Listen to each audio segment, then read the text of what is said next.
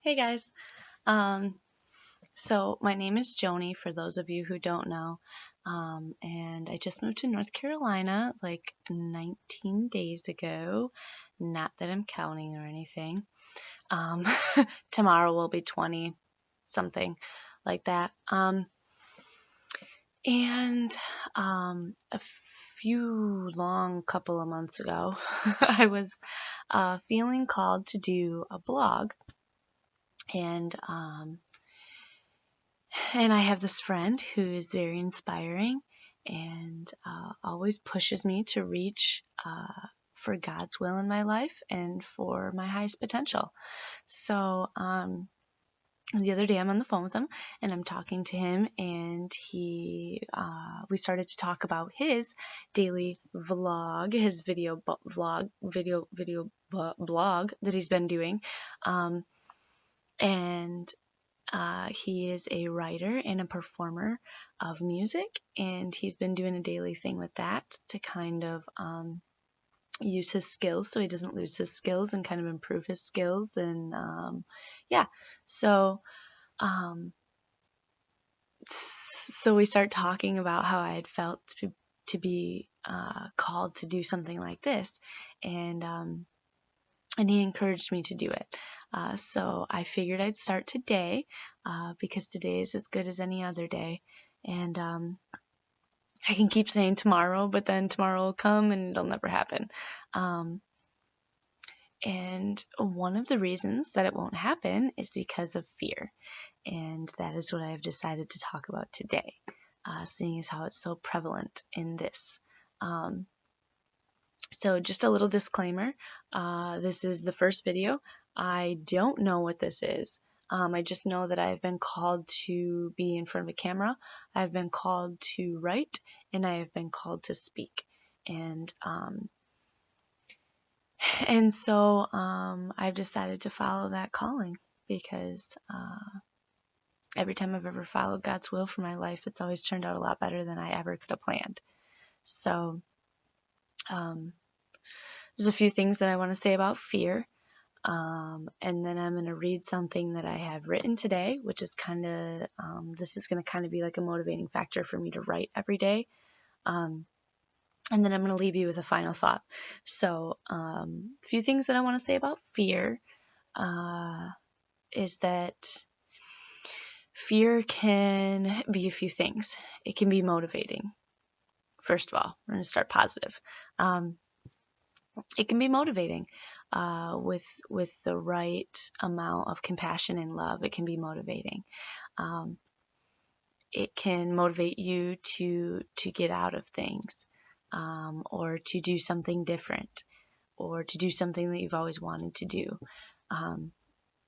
I was so afraid of dying from drugs that I was then given an opportunity to stop using them, and my life has been amazing since. I was also afraid to come here to North Carolina, but with the right amount of compassion and love from the people around me, it turned into something that was motivating. Um, and so that kind of takes me into the next one, which fear can be paralyzing. Fear has paralyzed me for years into not doing anything. It has paralyzed me from doing this vlog for months and months and months. It has paralyzed me from having the intimate relationships that I know that I can have with people. It has paralyzed me from speaking out and helping people, which is something I know I'm called to do. Um, and and when I say fear is paralyzing, I mean like it's paralyzing physically, mentally, spiritually, and emotionally. In that physical sense is that even when I have made the decision and I've prepared myself with the opposite of fear, which is faith, that I believe and I have faith in what I'm doing, um, just like every time I've gotten up in front of a group to share anything that I've written, I shake, and I physically like just blank out, and that's that physical paralyzing effect that fear can have on me. And then mentally, it can completely block me from anything that I have prepared to say, or um, anything that I have thought about and considered as far as values or morals or anything like that. It can completely block me from all of that. Fear can take me into a deep, dark place where now I'm acting against those morals and values. And emotionally, fear is overwhelming. It's overpowering. It takes the cake with every single emotion.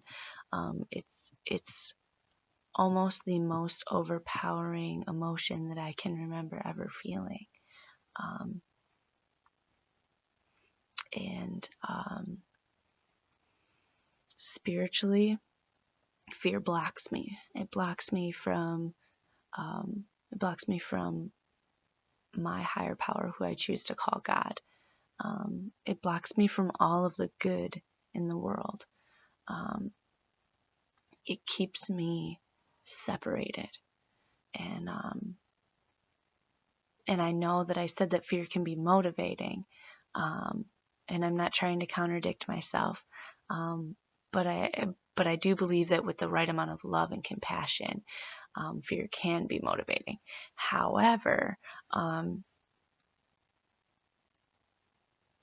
I said that fear was one of the most overwhelming emotions that I had ever felt, and the only one that I can think that is more powerful than fear is love. And pure love in its purest form, and unconditional love is something that I believe is only capable of by God.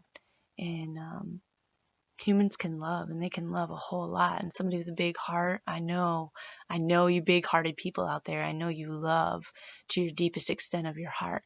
However, I just believe that God's love is the purest form of love. And so that kind of love from God, or even like the deep, heart-wrenching love from another human being, can take that fear and turn it into something that is motivating. And you can do great things in the name of love. But love is a different topic for a different video. And the opposite of fear, as I've already said, is faith. So if I can believe in something so strong that I can live by it, that's when fear has absolutely no chance of getting at me in any capacity.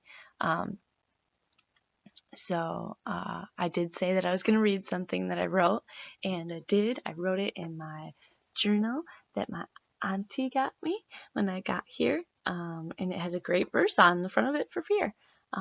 It's my favorite, Joshua 1:9. Be strong and courageous. Do not be terrified. Do not be discouraged, for the Lord your God is with you wherever you go.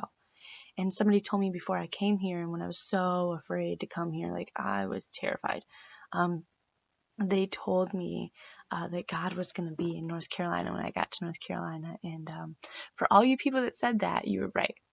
God's here, and God's with you, and God's everywhere.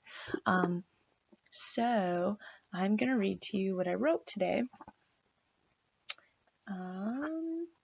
It doesn't have a title because it's still in its rough stages, seeing as how I wrote it today. So here it goes. Fear. It just consumes you until you can't breathe without it. But it shrinks when I go against it and speak out, 'cause it grows in the darkness. Yes, it thrives. It tries to find a place inside where your deepest shame is concealed, and there it will hide. Then it starts with the little things, taking them and portraying the comfort of an old friend. But the truth lies within your gut, within. So whatever you're scared of, your fear can be overcome by the purest form of love, the love that a human brain can't conceive of, free love, because the debt was paid by the man above. So I say to you now, come with your defenses down, and like an echo, your fear will soon be a fleeting sound. As you look around, it is on this promise that you can count. Here it is His grace that abounds. With fear abolished and faith unbound, what was once lost is now found. So that's just a little thing that I wrote. And then my final thought that I want to leave you with is, what would you do if you weren't afraid? If you weren't afraid of anything? If nothing could cause you to be paralyzed or held back? What are the things that you would do? Living out your dreams is important. It's what makes life worth living. So don't lose sight of them, and just kind of think about that. What would you do if you weren't afraid? Thanks for listening. I'll be back tomorrow.